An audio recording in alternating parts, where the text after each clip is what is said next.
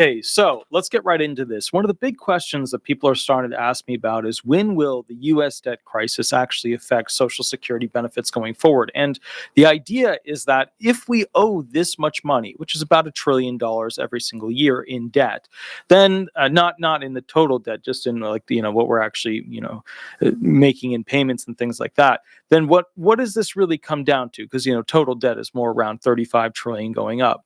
What does this come down to when it means Social Security benefits being affected? Because people want to know, and they have a right to know, and that's what this video is about, as to when this debt will become so uncontrollable, so completely untenable that there just cannot be a situation where America can continue to pay retirement benefits, disability benefits, supplemental security income benefits, or even VA benefits for that matter. Because, VA benefits stem from similar funds that the other programs do as well. Of course, SSDI and retirement have their own trust funds. SSI benefits the general funds. There was an interesting report that came out in 2023, which was the 2023 OASDI trust report. Now, you guys know OASDI, the trust, is basically like, the combination of all the trusts together, the OASDI trustees report. And so what it said, and the most important part of it, was right over here on this page. And I'm glad all of you read it. I know you read it. I know you read it. You do a good job with it. They said, basically this: historically, birth rates in the United States have fluctuated widely.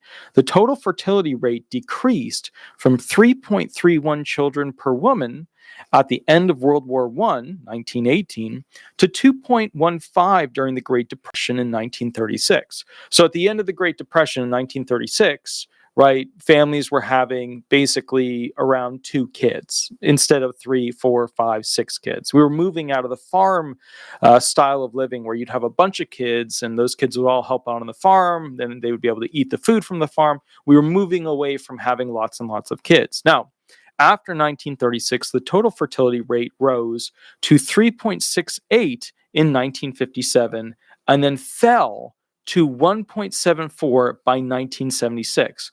And so what happened was 1936 to 1957, obviously we had World War II. We had people living a different style, right? We had one man basically working, and then the wife would go ahead and take care of the children. It was a good system. It worked. It allowed for a 3.68, kids per woman kind of situation. And then it fell to 1.74 by 1976 after the big boomer era. After 1976, the total fertility rate rose above 2.00, so just over 2 kids per family by 1990, where it generally remained through to 2009.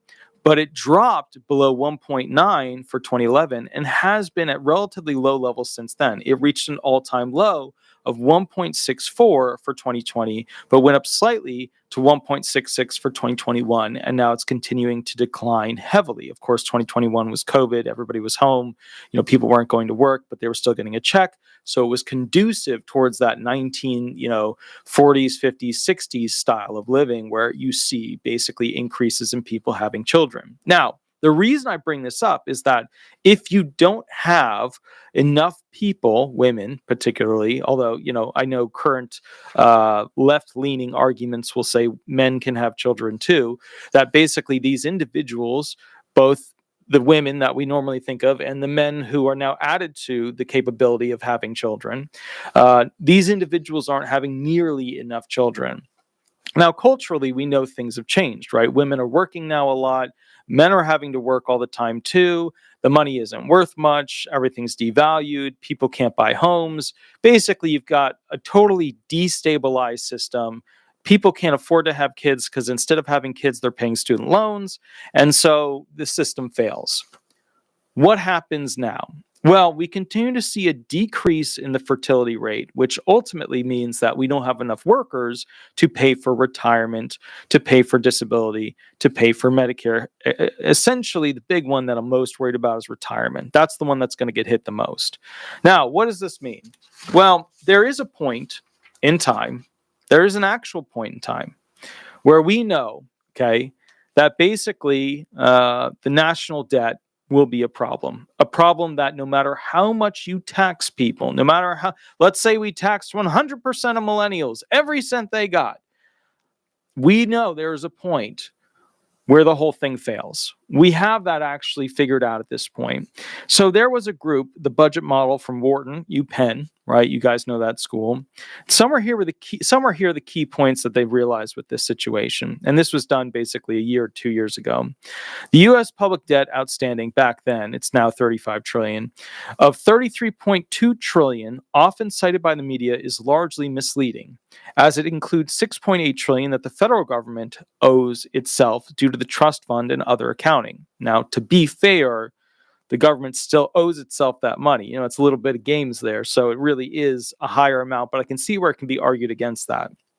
Okay, the economy professors have long focused on debt held by the public, currently equaling to about 98% of GDP at 26.3 trillion, for assessing its effects on the economy. Okay, got it. We estimate, this is what the Wharton School via UPenn estimated, they estimate that the U.S. debt held by the public cannot exceed about 200% of GDP, even under today's generally favorable market conditions. Larger ratios in countries like Japan, for example, are not relevant for the United States because Japan has a much larger household saving rate with more than enough to absorb the larger government debt. Now, under current policy, the United States has about 20 years, here it is, 20 years, for corrective action, after which no amount of future tax increases or spending cuts would avoid the government defaulting on its debt, whether explicitly or implicitly. In other words, debt monetization producing significant inflation. Unlike technical defaults where payments are merely delayed, this default would be much larger and would reverberate across the US and world economies. This time frame is the best case scenario. So 20 years before the whole thing collapses is the best case scenario. Likely sooner than that will occur for the United States, under market conditions where participants believe that corrective fiscal actions will happen ahead of time. If instead they started to believe otherwise, debt dynamics would make the time window for corrective action even shorter. So what they realized was that we have a time frame, but the most important thing is this 200%. We're close to, and we're at basically 100% of GDP, basically under today's current favorable market conditions, which of course are right now not so favorable. But the public, the debt held by the public cannot exceed 200% of the GDP. Now, we know that basically if we see, so we're going to go to 200, so we're at 100%, we go to 200, right? If we see a doubling of this debt that we have, so 35 trillion doubling to basically 65, 70-ish trillion dollars, we know the whole thing collapses because it can never be paid back. Now, national debt could be over twice the size of the economy in just 30 years, which is an argument made by the Peter G. Peterson Foundation. A recent report released by the Nonpartisan Government Accountability Office echoes analysis from the Congressional Budget Office and the administration, warning that federal debt is on an unsustainable path. The GAO projects that debt held by the public could more than double over the next 30 years, rising from around 100% of gross domestic product at the end of fiscal year 2021 to 217% in 2050. And what they were looking at when they graphed it out is somewhere around 2048, somewhere around 2050, they had reached basically 200% in growth, which means totally not savable. Now, that is where we can't afford to pay back the debts no matter what we do. That is corrective action is not taken and things are still going okay, and the market doesn't have collapsing problems like COVID again, okay? With that said, you have to remember the ability to pay benefits to people through Social Security benefits, such as, taking those trust funds that we put all that money into and then have to pay it back to then pay for the retired and the disabled, right? Those special bonds, we won't be able to pay those back much sooner because we'll have to pay back the debt we owe to other, U.S. citizens, other countries, etc. So then realistically, where does this go? Well, we're seeing different people coming out with different numbers. They're saying the national debt will exceed $50 trillion by 2034. Now, remember, 2034 is kind of the date, right? We think it might be 2033, 2034, 2035, when the retirement trust fund will officially, completely, and utterly run out, right?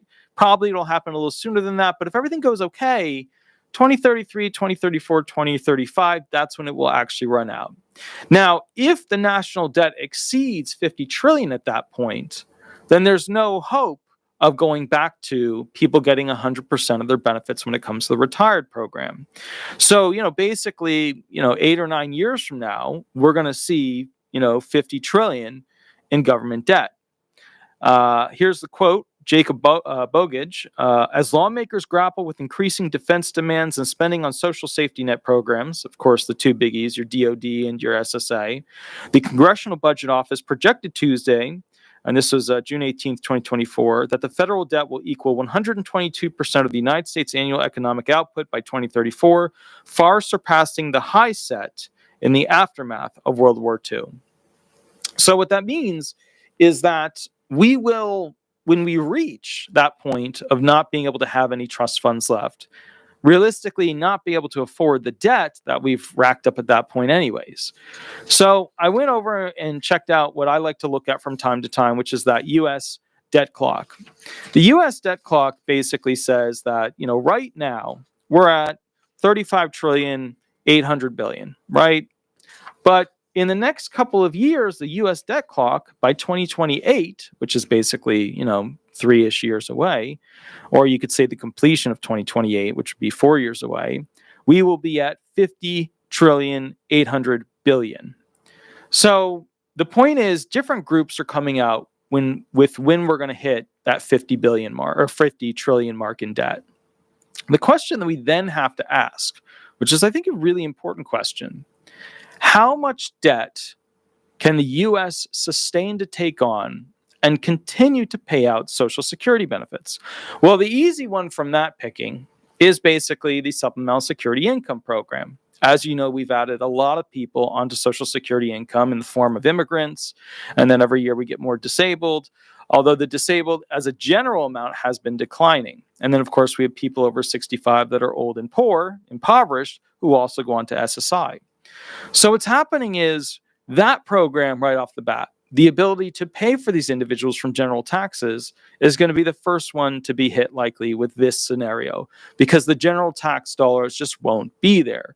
So while we keep bringing in more immigrants to put onto the 7-year SSI program, the problem we run into is that we are literally going into so much debt that we can't afford SSI. The program that was passed in the 1970s by Nixon, widely considered to be the most liberal program ever created in the history of the United States. Just weird that Nixon passed it. The next group that I foresee being in trouble is, of course, the retired. The retired individuals have a trust fund that's already on its way out and already running out. And you'll see somewhere between a 22 and 26, 27% decrease in how much they get each month, around 2033, 2034, things like that. The kicker is this: a lot of the retirement FICA taxes and disability FICA taxes are paid into the United States government. And then the government takes that money and puts it into special bonds. And these special bonds, after a 10-year, 15-year, 20-year, whatever period, then become matured. And when they become matured, the government then has to pay them back to the people as they are due. The kicker is they have to pay more than what they originally took in the debt from people paying for their retirement benefits, Social Security benefits, etc.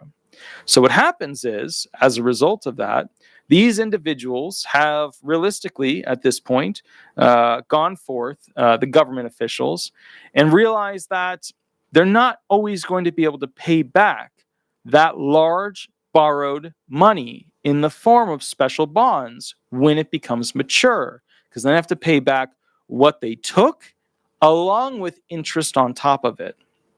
Now, that really heavily affects the retired, because if the retired can't get access to those special bonds that are being matured, they're going to have to mature them early, pull the funds out if they can pay for them, and then try to pay the retired.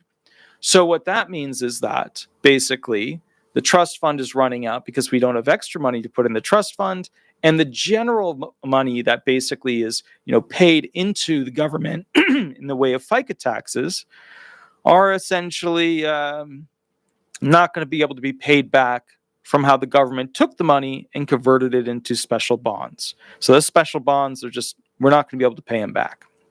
So the next group after that that's probably in trouble I would say, be the SSDI people, the traditionally disabled individuals. And now during this point, they'll be cutting out programs likely or reducing them significantly, such as, widows benefits, disabled adult child benefits, auxiliary benefits, survivors benefits. Those will probably be ended at some point during that time, in around that like 2030, 2032, that kind of area, because there just won't be any money for it. Right? Everything's going to be huddled to just pay for the retired of what they can find, of what they can put together. The SSDI people have a little bit more safety down the line. The little bit more safety down the line is basically where the SSDI people have a trust fund that is going to last much, much, much longer into the future. As a result of that, what happens is this. The disabled are relying on basically that trust fund to keep going. But because of the retirement trust fund going and running out of money, the government is heavily considering stealing the SSDI trust fund and pouring it into the retirement trust fund so that only those disabled trust fund benefits, that money that's put aside, will last basically for 1 year. And that's so that it can pay the retired and the disabled for 1 year, and then it's over.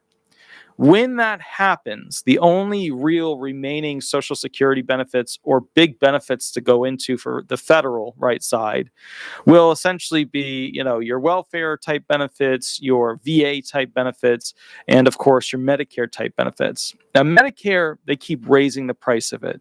So it's never really going to run out. It's just going to have lots of retired and disabled people not able to opt into it to get medical treatment.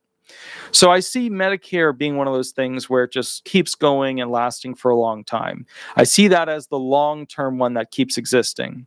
I do know that they're talking about 3 times to 5 times increase of Medicare Part D as a result of a lot of things, just mismanagement of finances, basically. There's a lot of things. I'm not going to go into it, but Medicare is becoming more and more expensive.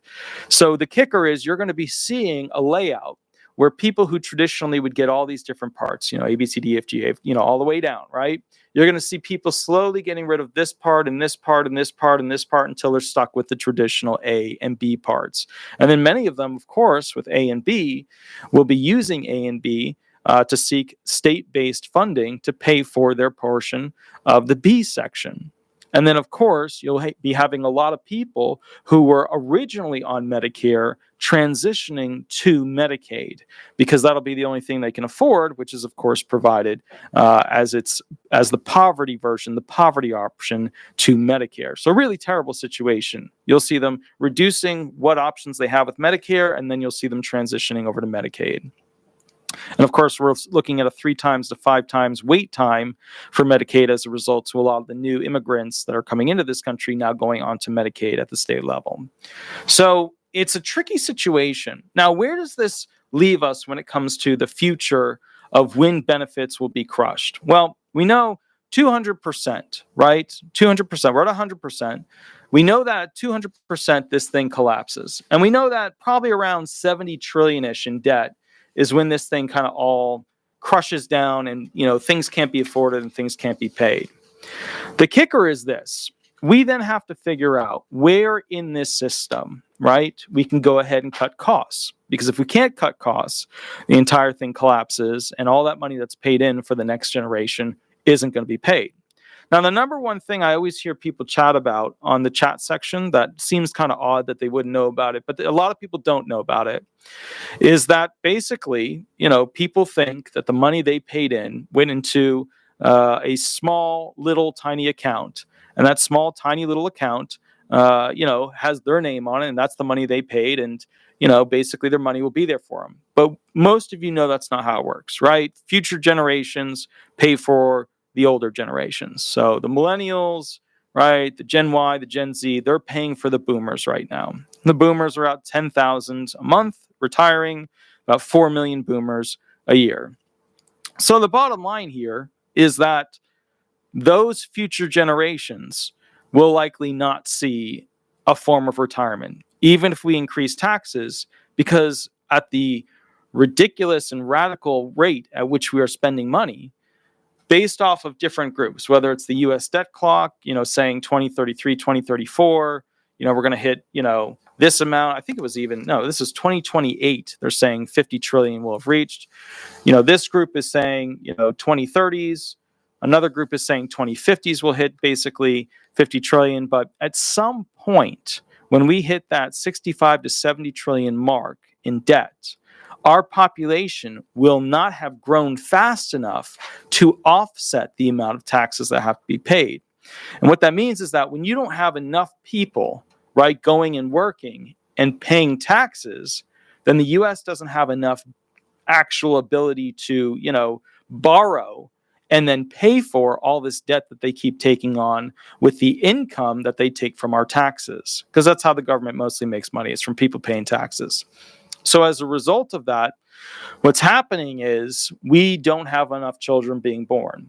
The greatest fix that could happen to this entire thing is for the government to push any and all bills that would become law that would get people to start having more kids in traditional relationships where they take care of the kids, the mother's present, the father's present, and whatever variation of that you want, right?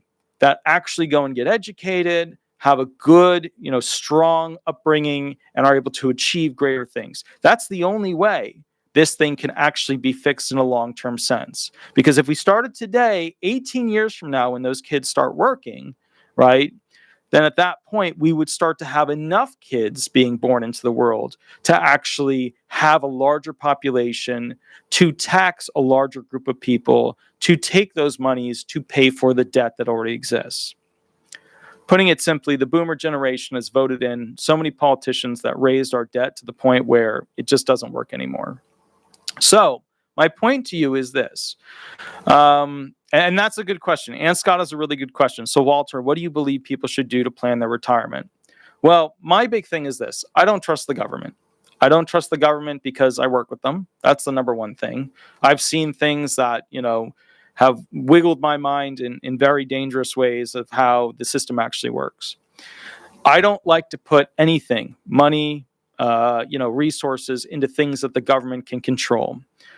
So anything that you can purchase to hold as an investment that the government does not have control over, writing bills that you would expect them to write to change the value of that item, right? Those would be your safest bet, okay? So, they could change anything. They could change gold. They could change silver. They could change, property rentals. They could change anything and everything.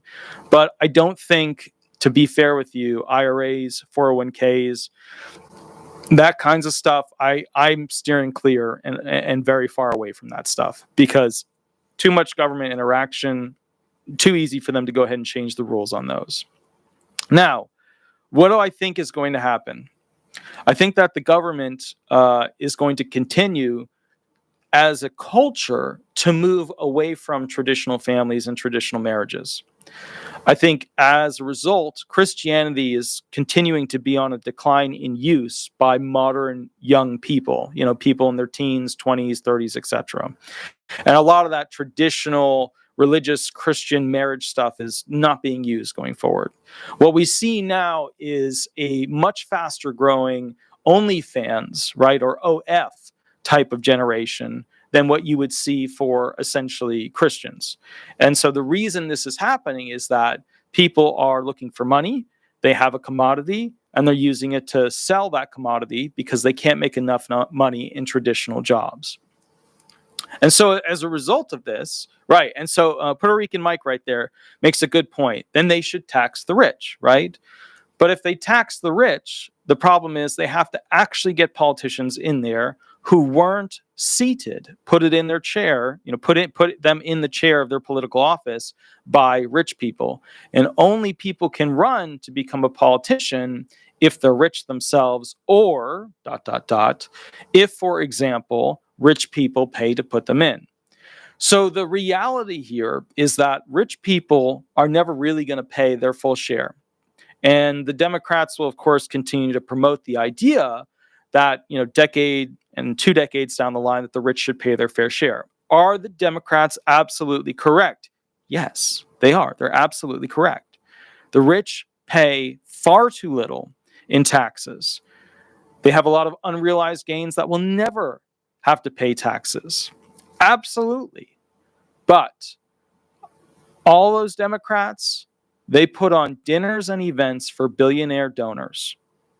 They even have events where they attack the rich, and then their speakers are lined with rich people going up and talking about who they were and how they grew up in a poor family and so on and so forth. So the reality here is that it's up to the middle class. The middle class is shrinking at an alarming rate. The middle class, especially the white middle class, which is the main thing. Like, you have to, if you look at the whole thing that holds it up, it's that white middle class. That class of people right there has lots of student loans, is not making kids at a repetitive rate. It's diving. And what happens is that if you combine what's happening with the structure of how people see relationships and their ability to afford children and their ability to feel safe, Americans at this point feel the most unsafe that they've ever felt. And, some would say women more so than men, because, financially they have to go work and the money isn't worth as much, and, their placement in society has changed. But I would say both sides, and you need two, right? You need male and female, or there would have to be an artificial insemination, but you would need male and female both to be on board to make more kids. Leanne, thank you for the $20 donation. I super appreciate it. I will use it on puppy treats for sure. That's awesome. Very, very cool. And good to see you. And I hope everything's good on your end. I know there were some things popping up that were just really tough, but anyways, thank you. That's amazing donation. So the big thing here is that America can fix the Social Security problem by doing a couple of things. Number one, promote and push for people to have kids that are stable people. Okay, what do I mean by that? Stable people are people that are not in and out of jail or prison. There are people who are, working towards a better knowledge base, whether it's traditional education or they just constantly keep learning to try and achieve a higher vocational status. People who, pretty much can go ahead and instill great ideas, analysis skills into children. We have a lot of individuals that can't spend time with kids because they can't afford to spend the time or the money to raise a child. This is the result of failed politicians running a beautiful country into the ground. And if we can get these individuals to raise kids, then we're in a better spot. Now, the alternative is that we just need people in general to make more kids so that those kids can go ahead and work. The kicker is that we have to get those kids to work and get more education to be able to achieve higher level paying jobs. Because some of you know that America is in competition with all these other countries when it comes to providing services and products, right? So America competes with China and Russia and all these other countries to go ahead and make products and make services. So the thing is, when you see a particular magical occurrence, something like, for example, Silicon Valley, right? They're creating all these computers. It's the future of the industry. Wow, my goodness. But see, Silicon Valley isn't really that magical anymore. The Silicon Valley that's magical is in China, where they're actually producing future technology, some of which they don't even release to us.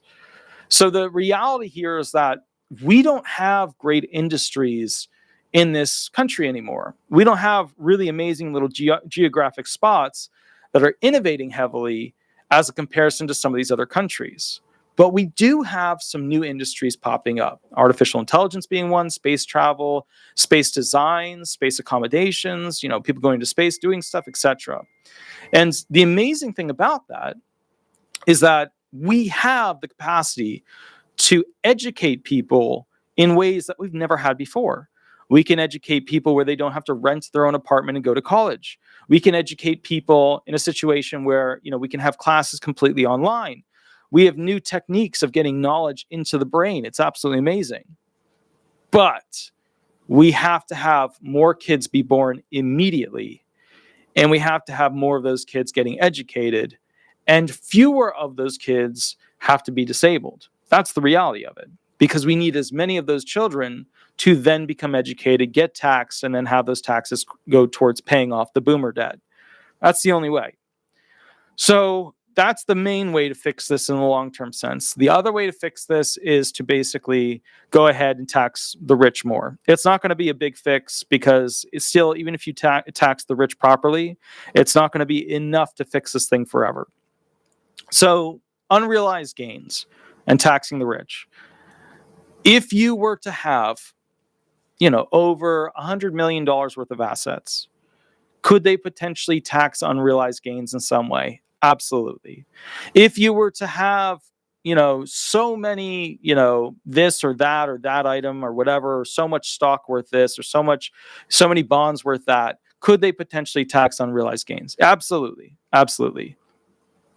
But, the problem is, it's not going to be enough, because they still need middle-class workers. Because as rich as the rich are, and they've got a lot of the money, they really do.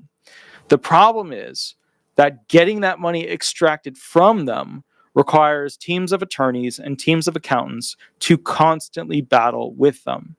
See, that's one of the things people don't really think about. When the Democrats say tax the rich, they're right. The problem is the rich have an army of accountants, an army of politicians, an army of attorneys fighting against the politicians and the people. And the people don't know how to fight that. Frankly, they don't even know what force they're going up against. So that's the main problem that we run into with that, is that the likelihood of taxing the rich, the fair share, which is a beautiful catchphrase, is just very unlikely to occur. Now, final thought with this thing. People talk about cutting benefits left and right.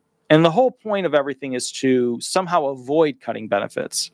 Benefits keep becoming more reduced because of the cost of living adjustment, which is, it just is what it is, right? People are getting way too little each year to go ahead and survive. When, clearly, if you try and buy the same stuff at Walmart or Publix or any shopping center, it's more than double what it was, back to, the Trump transition to Biden. So what do we do? Well, there's not going to be a choice with these benefits. They're going to reduce no matter what. On the current method, the current timeline that we exist, they're going to be cut short. What only is really going to matter is when we hit that 65 to 70 trillion mark. And what's only going to matter is when the accountants start to be realistic with Americans about the fertility rate problem. And I'm going to tell you something. The fertility rate issue is mostly a cultural issue in combination with a student loan issue.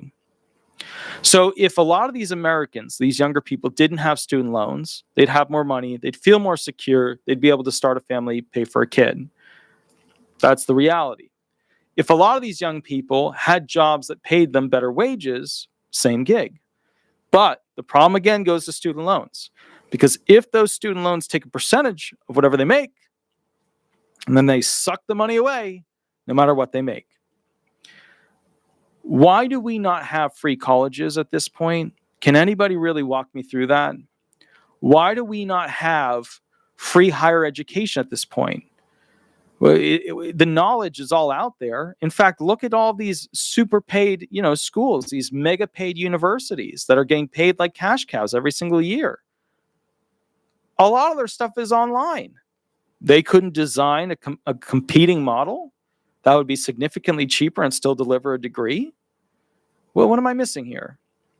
The path we need is a path to choose a cutoff point for when somebody is rich enough to treat them differently with taxes and taxing unrealized gains. And then figure out how to get people to have more kids. Granted, the culture of the extreme left, a lot of trans, gay, lesbian, and pushing that, and, men are too masculine, and how dare they, and they're terrible.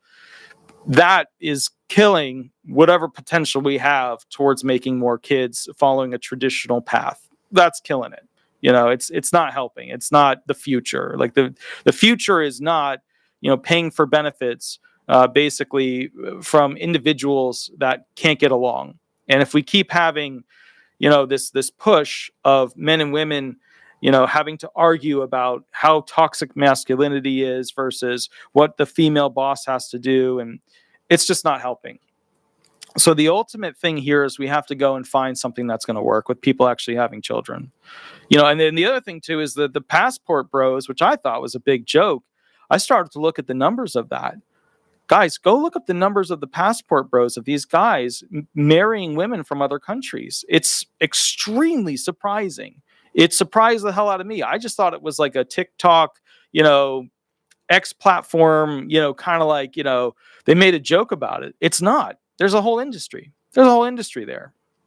So we need to find a way to get men and women to come together and have relationships to render children that become successful individuals in the future marketplace. All in all, that's the thing we're facing. Having Republicans cut benefits is a terrible idea. Absolutely horrible idea. The benefits are too low to begin with. Cutting them even more, absolutely insane.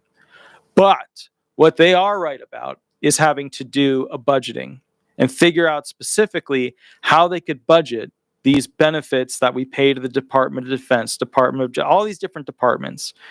And you guys know how it works. Department of Defense, every single year they spend whatever they've got so that they can ask for more money the next year. Whether they're spending it on things that they really don't need, they have to spend it because otherwise they can't make the argument that they need more. We have to get some new politicians in there that actually audit the entire system. Otherwise, in my opinion, 20 years is likely around where the Social Security system will fail. And it will fail as a result of a ratio of how many people are born that work to actually pay those who receive benefits.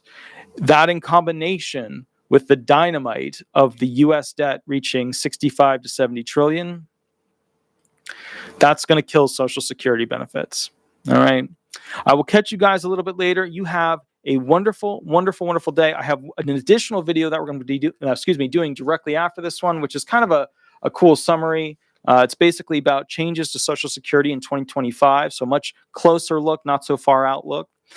Please remember to like and subscribe, become a member if you can. A super thank you to Leanne, a super thank you also to Shirley for doing the donations. Please remember, if you like the videos where we go through ideas and they stretch your mind and they make you question things, please remember to go to Google and type in disability resolution, law firm or disability resolution Florida, and throw up some reviews up there. I always appreciate those. I will catch you guys at the next video. I always go live to answer questions on Mondays and Thursdays, so tomorrow.